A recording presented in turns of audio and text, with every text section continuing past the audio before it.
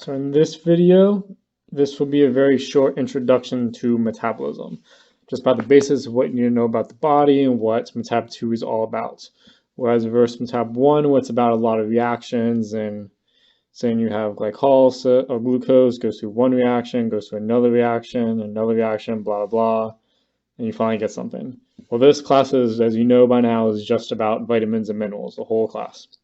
So this is just going to be a very broad overview since this is really just memorization. There's really no way around, there's no trick to this class. It's just memorizing minerals and vitamins. But the very first thing you need to know, of course, is what is a vitamin. You have to know what classifies a vitamin, what makes a vitamin water soluble, fat soluble, what makes a mineral, if like a macro mineral, micro mineral, all that good stuff. So, and you know, of course, each individual vitamin. But to start, we'll just go over what is a basic vitamin. A vitamin is an organic molecule that we consume from a food from outside sources, and essentially our body needs them. If we take them out of our diet, we start to deteriorate and get different diseases and whatnot, like rickets. We start becoming blind, we start breaking down, and our body just doesn't like it. So basically, very simple, vitamins make you happy. You don't take your vitamins, you're sad. And you're very sick and everything, and you can prevent a lot of these problems by easily taking your vitamins and reversing them. So pretty much vitamins, organic compound, that's the basic thing to know. And your body needs them. You have deficiencies. When you take them out, you put them back in, you cure your deficiencies. And now the most important thing to know is that vitamins, well, I don't know if it's the most important thing to know, but it will definitely be asked. Vitamins do not give you energy. Vitamins are essential, they're very important, and they do a lot of important things in the body. They do not give your body energy. You don't eat vitamins, they get energy. So all those bullshit supplements that they sell, like 5-hour energy drinks, whatever, vitamin B6, all that stuff, you take a shit ton of that, and yeah, well, it doesn't give you energy, so you're being scammed, whatever. Vitamins don't give you energy. It's the caffeine and everything that gives you energy. So you can take as much vitamins as you want, and they won't physically give you energy. They regulate processes in your body that help make energy, but they don't give you energy. So that's the very first myth to get out of there. Vitamins do not give you energy. And that'll probably be a question on tests. All they do is regulate different reactions as like cofactors, so they're required to make glycolysis run, or required to run the process so you can see for vision. Now you can have two types of vitamins. You can have fat-soluble vitamins. So you can have fat-soluble and you can have water-soluble vitamins. Now, understanding the difference between these two types is very important. Fat-soluble vitamins they're absorbed in fat. So the fat-soluble vitamins are absorbed with fats. That's very simple. It's in the name. They're stored in the body. That's the most important thing, is that they're stored in the body. So since you need fat to absorb fat-soluble vitamins, you store fat in the body. So thus these vitamins stay in the fat and they're stored in the body in the long term. And that's good, and that's also in a situation kind of bad. That's good because since they're stored in the body, it's very hard to become deficient in these vitamins since they're stored in the long term, because you always have a reservoir of these vitamins, so it's very hard to become deficient in them. But vice versa, since they're stored in the body, it's not, I won't say it's very easy, but it's more likely to to overdose in these vitamins since they're stored in the body. And now these vitamins are very simple. Everyone probably knows these are A, D, E, and K.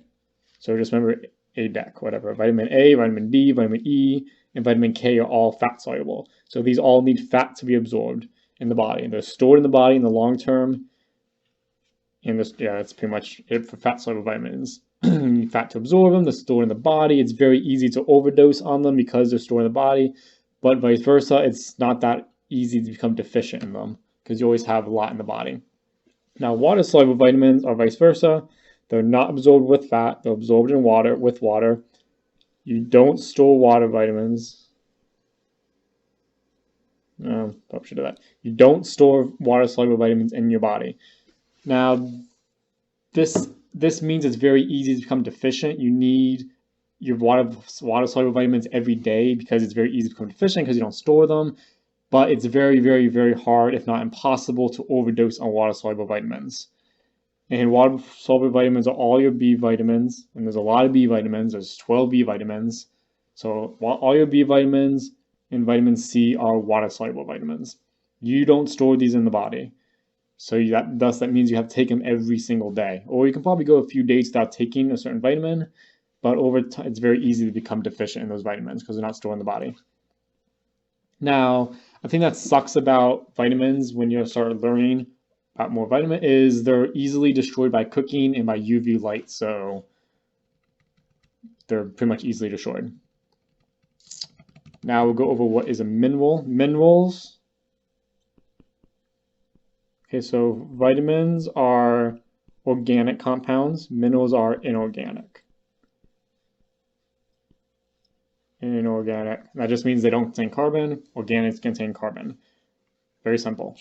Minerals our body does not make them, yet they're essential, but we don't need them as in such a high dose as a vitamin. These are your iron, selenium, calcium, magnesium, phosphorus, pretty much anything that's anything not a vitamin, but anything that you probably is pretty much everything on the periodic table is a mineral, and there's somewhat in our body. They do something in our body. And these are important because they also regulate different processes in our body. They maintain certain things, like calcium maintains bone. It regulates all this stuff, absorption of different things. Iron does all these things, regulates, go over that when you get to that section. So minerals are inorganic molecules. And there's two types of minerals. There's macro minerals and there's micro minerals. Essentially, of course, obviously, just by basing on the name, these differ on how much you need in your diet or need every day. Macro over micro. Macro, you obviously need more, micro, you need less. But what these do not differ in is how important they are. They're both important. You need both of the minerals equally. One's not like a micro mineral is not better than a macro mineral. It just differs in how much you need it in dosage. And I don't know if she went over the specific minerals now, since they're not on this exam. But essentially, there's two types of minerals. Just know that macro minerals, micro minerals. Macro minerals are ones that are pretty much like the most important ones people hear about. Calcium is pretty important. Phosphorus and potassium. So pretty much like important molecules. Sodium. Micro minerals are the other ones that we don't really hear about a lot, like copper and zinc. Yet they're used in the body. Selenium, it's another one. They're used in the body, but we don't really hear about them a lot.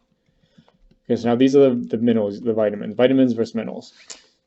And now the next question, next important thing to know, like the basics, is how much you should be taking of each of these vitamins.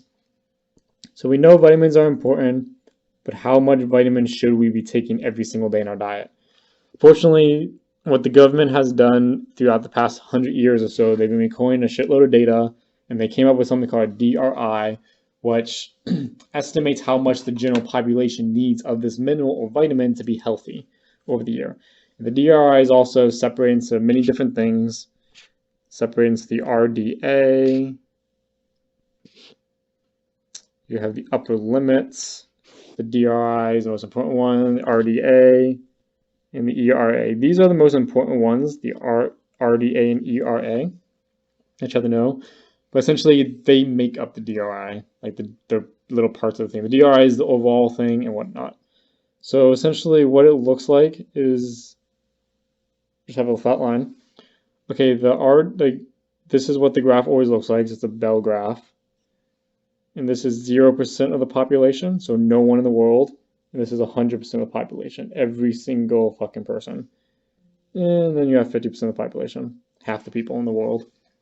Now, the ERA, we'll start with that, is over 100 years or so, the government has determined what 50% of the population needs in order to be healthy. So 50% of the population. Of course, that's obviously not a lot. Say there's 7 billion people in the world. Okay, so 3.5 billion people are healthy, but the other 3.5 billion do not have enough vitamins and minerals because everybody is different and they do need different amounts up to a certain point. So the ERA is what 50% of the population needs.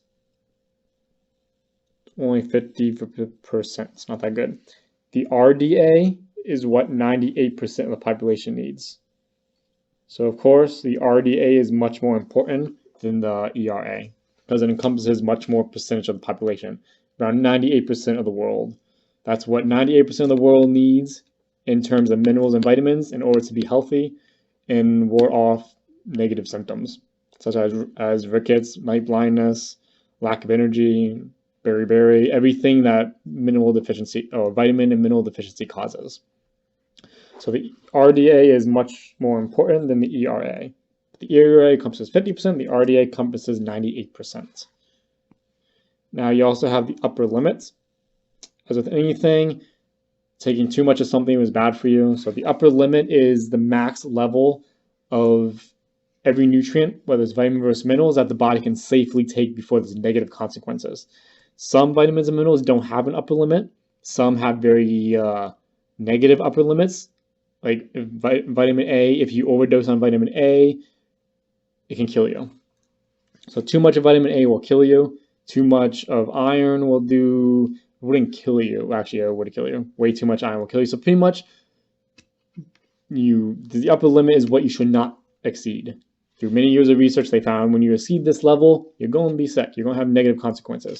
Some things do not have upper limit. Like, remember all the water-soluble vitamins we talked about, where they're not absorbed or they're not stored in the body. You just pee out water-soluble vitamins.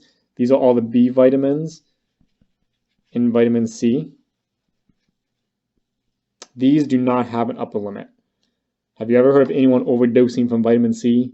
Exactly. No one, spelled it wrong, but no one overdoses from these vitamins. It's very, that's why people drink a shit ton of vitamin C a day with the false belief thinking they'll never get sick, but they drink a lot of vitamin C a day and you can never overdose. It's impossible to overdose on vitamin C. I won't say it's impossible, but it's very, very hard. And then you also have the adequate limit. Now the adequate limit isn't really, this is just a value that, probably spelled it wrong. Yep. This is just a value that they use when they haven't defined an upper limit. Well, they haven't, no, not an upper limit. When they haven't defined an RDA, they use an adequate limit. An adequate limit is what they think you need to be healthy over, because it's a new mineral or design of research. So they think you need this to be healthy. And RDA is what they know 98% of the population needs to be healthy. So RDA is proven. 98% of the population needs this in order to be healthy, this certain level. Adequate limit means there's not enough research, so they just say, well, if you have this, well, then you must have enough. All right, so that's the general of vitamins and minerals. I'm not going to go over every detail of every single vitamin.